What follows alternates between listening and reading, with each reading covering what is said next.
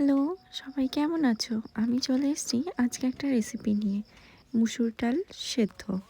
আমার যখনই খিদে পায় আমি আর বোন এটা তৈরি করে খেয়ে নিই। এটা খুব তাড়াতাড়ি খুব সহজেই হয়ে যায়, কোনো ঝুট ঝামেলা ছাড়াই। তো চলো তোমাদের সাথেও শেয়ার করে নিই।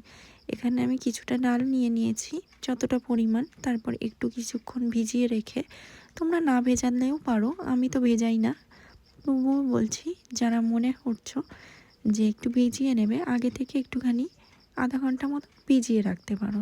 তারপরে প্রেসার কুকারের মধ্যে ডালটা দিয়ে এরকম কাপে, চায়ের কাপ মানে মিডিয়াম যে চায়ের কাপ, সেটার 3 কাপ জল, যতটা তুমি ডাল নিচ্ছ তার পরিমাণ মতন নিয়ে 4 থেকে 5টা সিটি দেওয়ার পরেই দেখবে ডালটা সিদ্ধ হয়ে গেছে। আর তারপরেই আমি পাশে পেঁয়াজ আর লঙ্কা কুচিয়ে নিয়েছি, তার সাথে অল্প একটু কাঁচা সর্ষের তেল আর একটুখানি নুন দিয়ে ভালো করে এই ডাল সিদ্ধটাকে মেখে নেব।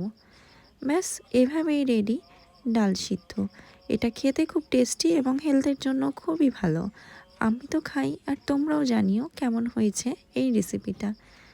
টাটা, আবার দেখা হবে তোমাদের সাথে।